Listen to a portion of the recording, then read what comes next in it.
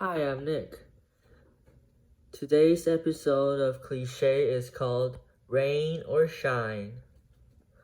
Please select the answer that best describes the meaning of this cliché. Is it A, the weather forecast for the day?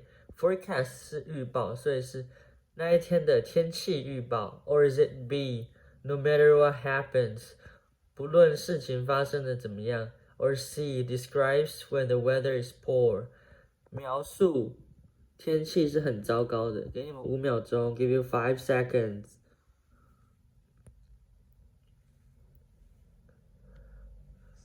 And the answer to the question is B, no matter what happens.